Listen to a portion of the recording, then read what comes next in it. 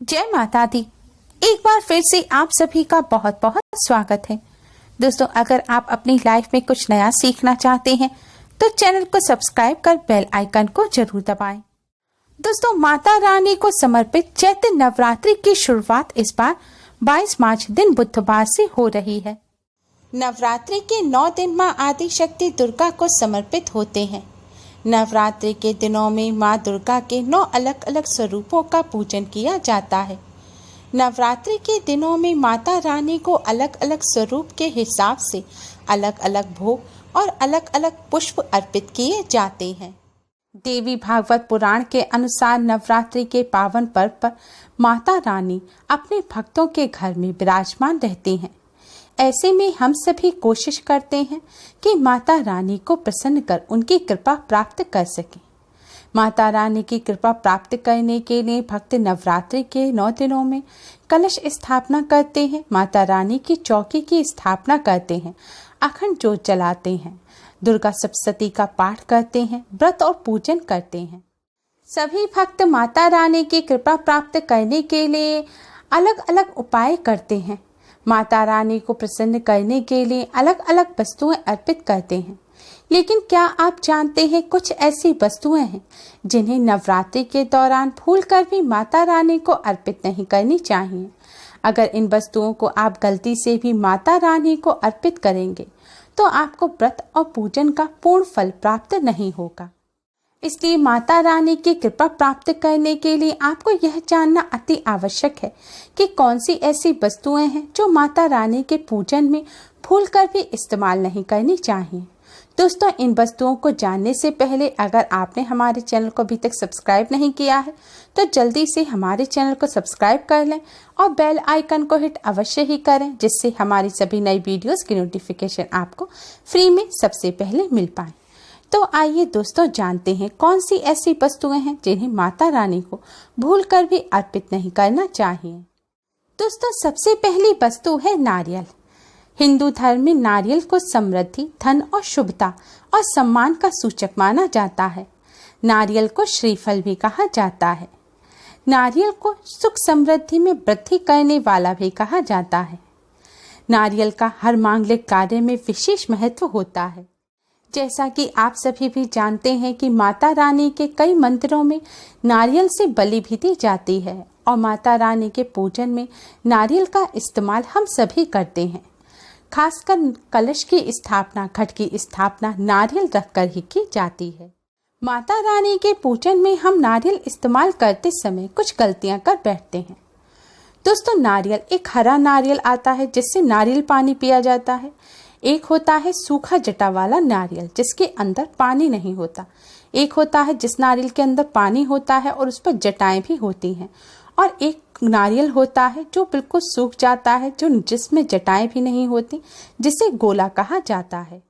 इसलिए यह जानना आवश्यक है कि माता रानी के पूजन में किस तरह का नारियल इस्तेमाल करें और कैसे इस्तेमाल करें। माता रानी के पूजन में सदैव पानी वाला जटा वाला नारियल ही इस्तेमाल करें और नारियल पूर्ण होना चाहिए, यानी कि नारियल चटका हुआ या टूटा हुआ नहीं होना चाहिए, क्योंकि पूर्ण नारियल ही पूर्णता का और पवित्रता का प्रतीक होता है। पूर्ण नारियल ही सुख समृद्धि का प्रतीक होता है। पूर्ण नारियल को ही श्रीफल यानी कि माँ लक्ष्मी का फल कहा जाता है। नवरात्रि में माता रानी के कलश घट की स्थापना करते समय भी सदैव साबुत जटा वाला पानी वाला नारियल ही कलश पर स्थापित करना चाहिए। साथ ही यह ध्यान रखना चाहिए कि माता रानी के जब आप कलश की स्थापना करते हैं तो नारियल को सदैव कलश के ऊपर लिटाकर रखें। माता रानी के घट की स्थापना करते समय कभी भी नारियल को खड़ा करके नहीं रखा जाता। नारियल को सदैव लिटाकर कलश के ऊपर रखना चाहिए। और लिटाते समय भी आपको इस बात का ध्यान रखना चाहिए कि नारियल का जो मोटा हिस्सा है वह आपकी तरफ होना चाहिए और जो पॉइंटेड हिस्सा है वह दूसरी तरफ होना चाहिए। साथ ही नारियल को स्थापित करने से पहले आप नारियल को लाल कपड़े में लपेटकर उस पर मौली 3 बार लपेटें और फिर लाल चुनरी उड़ाकर ही आप नारियल को घट के ऊपर स्थापित करें। शास्त्रों के अनुसार कलश के ऊपर जब सही तरह से नारियल रखा जाता है, सही प्रकार का नारियल रखा जाता है, तभी व्रत और पूजन का पूर्ण फल प्राप्त होता है। यह भी ध्यान रखें कि महिलाएं माता रानी को नारियल अर्पित तो करें, लेकिन कभी भी माता रानी के सामने नारियल को तोड़े नहीं, क्योंकि नारियल बीज रूप होता है और स्त्रियां बीज रूप से ही शिशु को जन्म देती हैं। इसलिए कभी भी महिलाओं को नारियल को नहीं तोड़ना चाहिए। दोस्तों, अगर आपको ऋण संबंधी समस्या है, आप पर बहुत सारा कर्जा है, तो आप चमेली के तेल में सिंदूर मिलाकर उससे नारियल पर एक स्वास्तिक का चिन्ह बनाएं। अब इस नारियल को आप माता रानी के चरणों में अर्पित करें। फिर नवरात्रि के मंगलवार या शनिवार के दिन इसे ले जाकर आप हनुमान जी के चरणों में अर्पित कराएं। ऐसा करने से ऋण उतर जाता है और तत्काल लाभ होता है। धन संबंधी समस्या को दूर करने के लिए आप कुमकुम से नारियल पर स्वास्तिक बनाकर इस नारियल को माता रानी के चरणों में अर्पित करें। नवरात्रि में माता रानी के चरणों में इस नारियल को रखा रहने दें और नवरात्रि खत्म होने के बाद आप इस नारियल को अपने धन रखने के स्थान पर रख दें। ऐसा करने से आर्थिक संकट दूर होता है और धन का लाभ होता है। मनोकामना पूर्ण करने के लिए आप एक नारियल को लाल सूती कपड़े में लपेटकर माता रानी के चरणों में अर्पित करें और माता रानी से मनोकामना पूर्ण करने की प्रार्थना करें।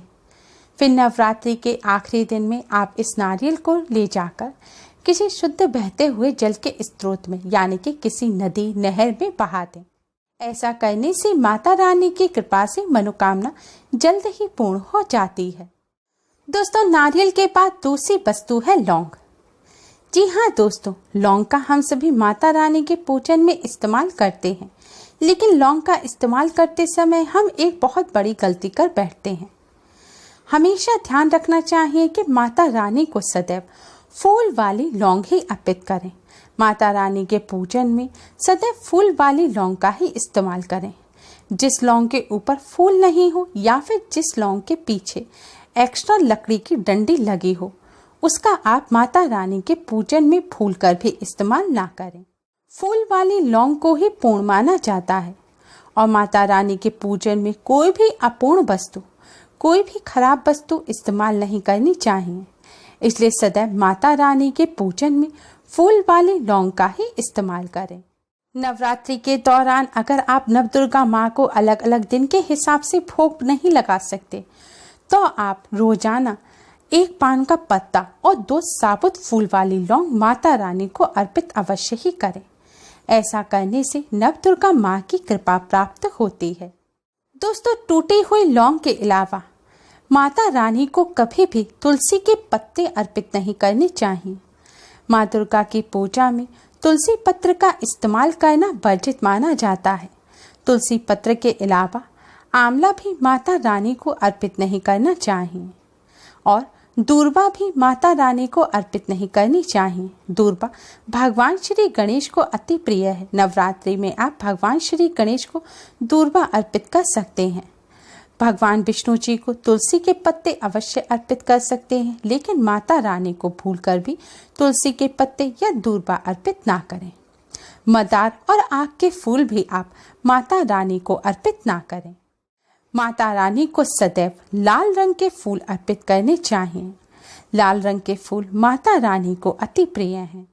खासकर माता रानी को गुड़हल के फूल और कमल के फूल अति प्रिय हैं। दोस्तों, शास्त्रों में बताया गया है कि घर में माता रानी की 2 या 3 मूर्तियां या फोटो नहीं होनी चाहिए। इस बात का भी आप विशेष ध्यान रखें और माता रानी के पूजन में कोई भी खंडित चीज इस्तेमाल ना करें। खंडित चीज जैसे कि चटका हुआ या टूटा हुआ दीपक या फिर चटका हुआ कोई बर्तन। साथ ही यह भी ध्यान रखें कि लोहे के और प्लास्टिक के बर्तन आप माता रानी के पूजन में इस्तेमाल ना करें। कई लोग बॉन चाइना के बर्तन पूजन में इस्तेमाल करते हैं, लेकिन ऐसा भूल कर भी नहीं करना चाहिए, क्योंकि उन बर्तनों में हड्डियों का चूरा मिला होता है। तो ऐसे बर्तनों को भी माता रानी के पूजन से सदैव दूर रखें। साथ ही यह भी ध्यान रखें कि माता रानी को कभी भी अपवित्र स्थल पर उत्पन्न किए हुए अनखिले पुष्प यानी कि कलियां माता रानी को अर्पित ना करें। फूलों की पत्तियां तोड़कर भी आप माता रानी को अर्पित ना करें।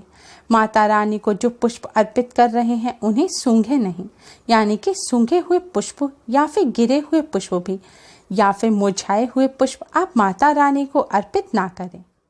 दूसरों के यहाँ से चुरा कर लाए हुए पुष्प या फिर अपवित्र वस्तुओं में रखकर लाए हुए पुष्प जैसे कि पेंट की जेब इत्यादि जगह पर रखकर लाए हुए पुष्प भी आप माता रानी को अर्पित ना करें। ऐसे फूलों को चढ़ाने से माँ अप्रसन्न होती है और जातक को पूजा का फल प्राप्त नहीं होता।